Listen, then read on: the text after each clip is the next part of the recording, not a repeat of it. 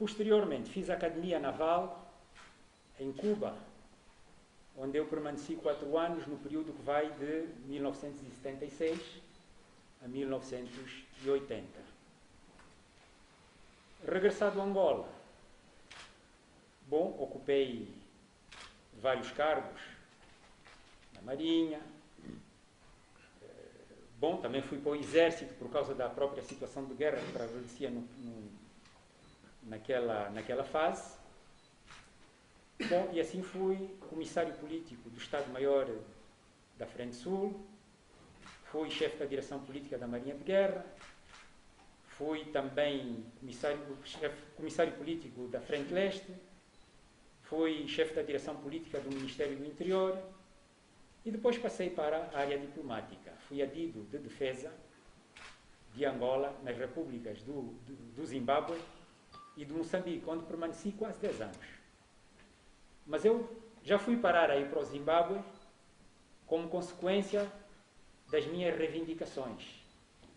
Naquela fase, portanto, o partido MPLA entendeu que eu deveria ir para fora.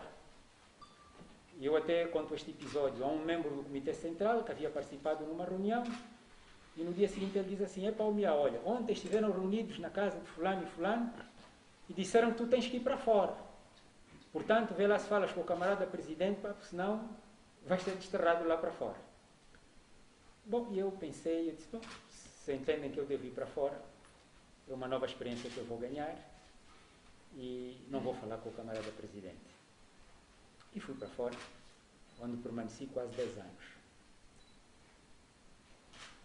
Estes episódios, eu depois também, se o tempo permitir, poderia debruçar-me sobre eles, mas como a essência daquilo que nos reúne aqui não é falar de mim, mas sobre as razões que de facto determinaram o meu abandono da vida militar e ter abraçado, portanto, este projeto, eu vou passar por alto, portanto, esta matéria. Dizer também que, durante o tempo que estive como Diretor Nacional de Relações Internacionais, naturalmente fui atendendo várias reuniões, vários fóruns no âmbito das organizações multilaterais e bilaterais.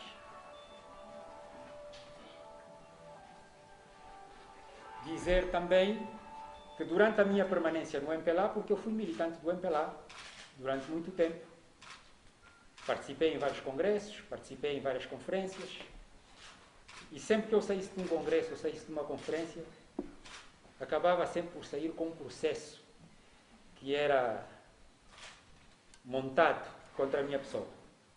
E é assim que o senhor não conhece bem isso, acompanhou. E é assim que, ao longo do tempo em que eu estive no MPLA, a Comissão Central de Controlo e Revisão, é assim que se chamava, fez-me 3 processos. Felizmente, porque eu sempre procurei estar dentro da razão, consegui fazer prevalecer a verdade e é por isso que ainda hoje me encontro aqui. Mas eu quero esclarecer que quando as pessoas dizem que eu abandonei agora o MPLA, eu não estou no MPLA há mais de 20 anos. Há mais de 20 anos que eu não milito no MPLA. Isso é desde que se implantou, portanto, o multipartidarismo em Angola. Decorrência da lei, todos os militares na Segunda República tiveram que ser apartidários. Portanto, desde 1991-92 eu não milito no MPLA. E quando as pessoas dizem que eu estou a abandonar o MPLA agora, isso não tem absolutamente nada de verdade. Porque eu já deixei o MPLA há mais de 20 anos. Eu estou a sair, sim, das FARC, isso sim. Mas do MPLA já eu saí há mais de 20 anos.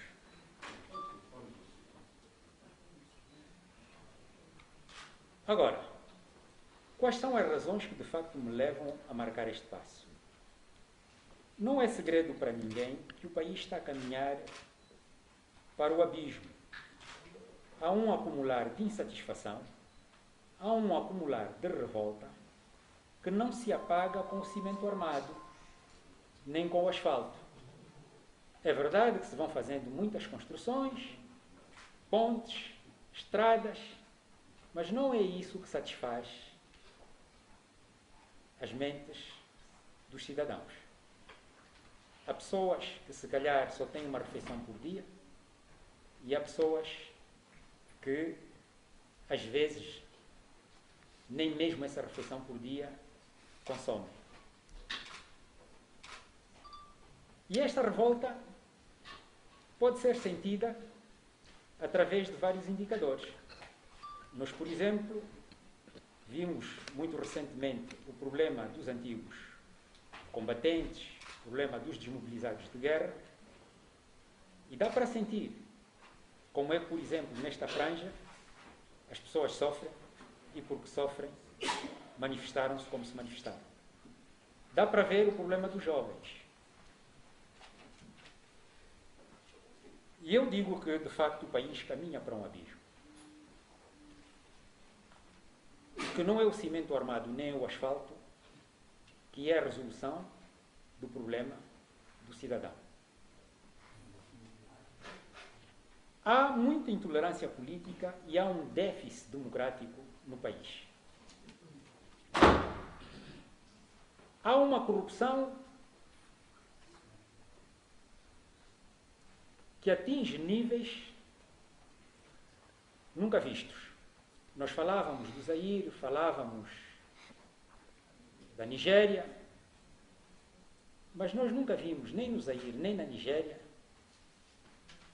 os próprios seguranças de um banco central, quer dizer, a saírem com caixas com milhões de dólares. Nunca ouvimos falar disso. Se olharmos bem, Angola está na imprensa internacional constantemente com escândalos de corrupção. Todo mundo acompanha isto. Todo mundo acompanha isto. Mas há outras razões ainda mais fundas, que são questões de credibilidade.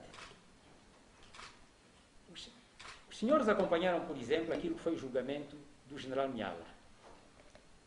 Na altura em que rebentou aquela questão do general Miala, dizia-se que o general Miala queria dar um golpe de Estado. Bom, todos nós, comunicados que vinham da presidência, golpe de Estado, golpe de Estado. Bom, e todos nós ficamos na expectativa de que, de facto, as evidências desse golpe de Estado nos fossem apresentadas. O general acabou por ser condenado a 4 anos de cadeia e por desobediência. E até hoje, nós nunca vimos o esclarecimento desta questão do golpe de Estado.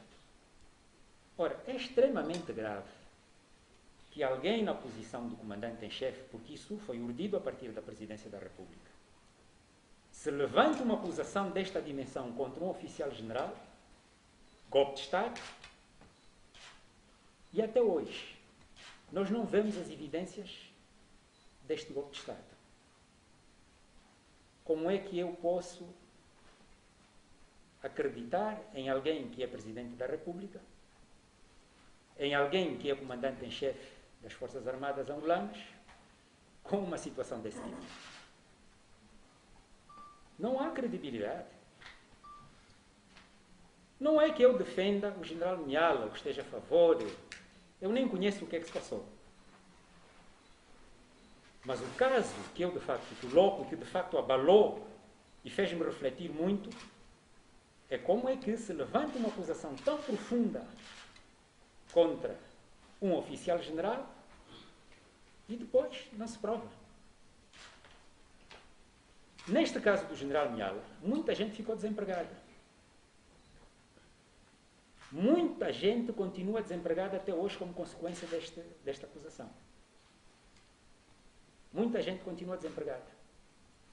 Eu, na altura, quando o chefe da Casa Militar havia reunido com os generais todos para explicar o que é que se havia passado, eu por acaso pus-lhe uma pergunta. Bom, está bem, você explicou já que o general Miala isto, etc, etc. E eu recordei-me, por exemplo, só da chefe do SINFO, do Serviço de Informação. Por que é que ela foi afastada? Camarada Mariana. Ele não me deu uma explicação. Não, mas nós mais tarde depois iremos dar uma explicação à volta deste caso. Até hoje. Portanto, não há credibilidade.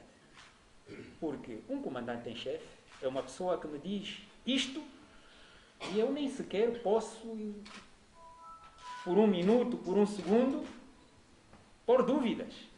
Tenho de aceitar, tenho de acreditar naquilo que me diz. Mas quando há situações deste tipo, as coisas já não funcionam, porque há uma quebra de confiança, falta de credibilidade. Depois, só para sustentar esta questão da falta de credibilidade, há outras situações. Por exemplo, quem é que dizia que não seria candidato nessas eleições? A imprensa toda acompanhou isso. Que já não seria candidato, que não se chamaria José Eduardo dos Santos, o candidato do MPLA, portanto, as presidenciais se vão realizar agora. Deu a sua palavra, mas não está a cumprir. Depois, há todas essas situações ligadas à corrupção, como tolerância zero, lei da probidade pública, alta autoridade contra a corrupção. É só falácia. Não é? Linguagem sem qualquer conteúdo, porque nós continuamos na mesma. Publicação, quer dizer, que os dirigentes tinham que publicar, portanto, os seus bens. Nós nunca vimos absolutamente nada sobre esta publicação dos bens. Bom, dizem que isto, portanto, é entregue numa carta fechada ao procurador, mas isso não resolve nada, isso não trava a corrupção. E para dizer que, de facto, há corrupção em Angola, basta recorrermos a um discurso que ele próprio, o Presidente da República, havia feito, em que dizia que era o segundo mal depois da guerra. Os senhores são jornalistas, acompanham isso melhor do que eu, e sabem que esse pronunciamento foi feito, que era o segundo mal depois da guerra. A guerra já acabou, se calhar isto agora é o primeiro mal que assola, portanto, a República de Angola. E não se faz nada. E eu, quando vi essa corrupção longe de mim, bom, ficava um pouco mais calmo. Mas quando ela se aproximou mais de mim, eu passei a tolerá-la com mais dificuldade. E também é uma das razões que me faz com que eu tenha marcado este passo de pedir a minha passagem à reforma e abraçar um projeto político com vista a ajudar a que as coisas mudem. A que as coisas mudem. Depois lá fora nós ouvimos que a filha do fulano agora é principal acionista da zona. Onde é que vai buscar o dinheiro? Onde é que encontra este dinheiro? São precisos muitos milhões para a gente ser a primeira acionista da zona, em Portugal. Eu nunca vi aqui grandes fazendas agrícolas que produzissem ao ponto de criar esse tipo de riqueza. Nem nunca vi grandes indústrias, está certo? Estão-se a criar agora as indústrias novas, mas ainda não produziram esses milhões para enriquecer ninguém. De onde é que sai este dinheiro? Portanto, o problema da corrupção é, de facto, uma realidade. É uma realidade. O problema da falta de credibilidade, que afirmam aquilo que não é real, é também uma verdade. Por exemplo, só para agarrar num fato muito recente, houve esta manifestação no estádio 11 de novembro recentemente. Já olhar, bom, alguns jornalistas estão aqui, fizeram essa cobertura também, já viram quanto tempo de antena se deu, portanto, naquela reportagem ao partido MPLA. Parecia que o homem estava, mais uma vez, a pousar na lua. Porque o candidato do povo para aqui, etc, etc, quer dizer, sábado, todo sábado. Domingo, repetição. Será que aos outros partidos, tal como a lei exige, também se lhes dá o mesmo tempo de antena? Portanto, não estamos a ser sérios. Não estamos a respeitar a lei.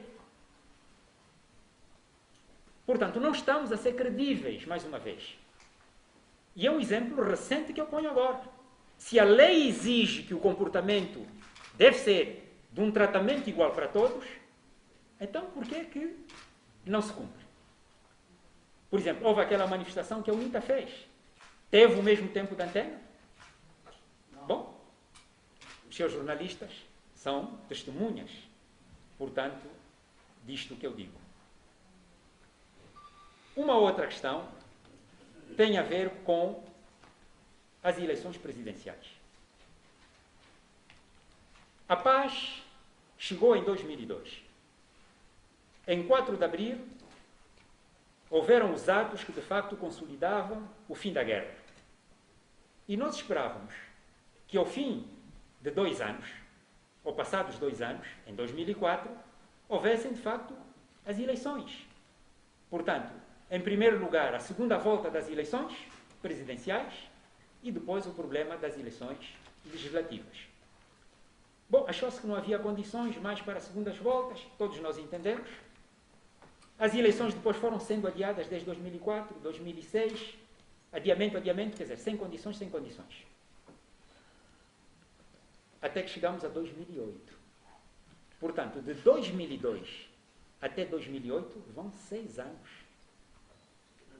de adiamento.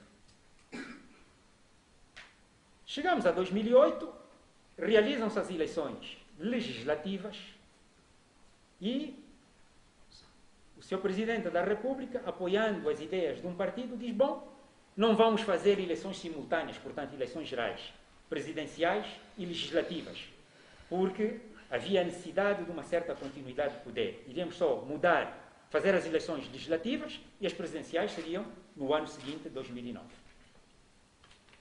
Um artifício mais para adiar. Bom, fizeram-se as eleições legislativas em 2008 e ficamos à espera das eleições presidenciais em 2009. Quando chegamos a 2009, bom, voltamos para trás. Não, as eleições agora não devem ser separadas por razões económicas, devemos é fazer as eleições juntas. Quer dizer, o que não servia em 2008 já serve em 2009. E então, mais uma vez, usa-se de um artifício para adiar as eleições. E assim, o presidente José Eduardo dos Santos vai governando ano após ano, sem ser eleito. Adia hoje, adia amanhã, etc, etc. Quer dizer, desde 2002 até hoje não houveram eleições. Quantos anos já vão? 10 anos. Quer dizer, qual é a legitimidade que um Presidente da República e comandante em chefe tem, não é verdade? Para estar a governar 10 anos, 2 mandatos, sem nunca ter sido eleito. Estando a adiar as eleições, adiando. Entretanto, vai apoiar eleições na RDC, que se formos a ver quanto tempo é que a RDC estava a sair do conflito, era um período muito mais curto do que o nosso. E então, tudo isto, quer dizer, eles pensam que nós não vemos e que nós não sentimos, mas isso tem os seus efeitos. Não só no Almirante Miau, mas em muitos outros cidadãos da República de Angola, militares e civis. Todos nós acompanhamos e isso tem um reflexo dentro da nossa própria pessoa. Chegamos a 2009 e então dá-se um caso caricato. Nós estamos à espera das eleições, os dinheiros foram mobilizados no orçamento, quer dizer, foram aprovados, portanto, as verbas para realizar as eleições presidenciais e pura e simplesmente, e num ato individual, não houve lá consultas do Conselho da República nem coisa do gênero, o Presidente não convoca as eleições. Portanto, em benefício próprio, não convocou as eleições. E então o que é que ele faz? Ao não convocar as eleições, ele entra na ilegalidade. Porque havia uma Constituição, que era a lei constitucional passada, que lhe obrigava a convocar as eleições. Não fez isso.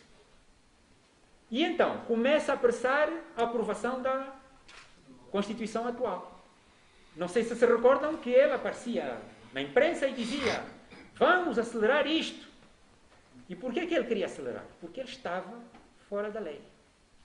Não tinha legitimidade para continuar como Presidente da República, porque não convocou as eleições em 2009, não podia trazer o argumento que não havia condições, porque em 2008 houveram as eleições legislativas e ficou provado que as condições já estavam aí, e faz aprovar à pressa, porque ele foi fazendo apelos para que se aprovasse a nova Constituição.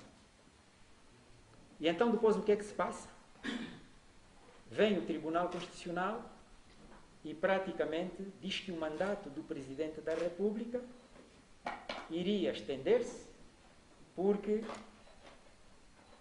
só terminaria quando um outro Presidente eleito tomasse posse. E assim ficou desde 2010 até hoje, com mais uma prorrogação, que faz os tais 10 anos, sem ser eleito como Presidente da República. Digam lá, meus caros cidadãos, angolanos como eu, se isto é aceitável. Não. Isso não é aceitável.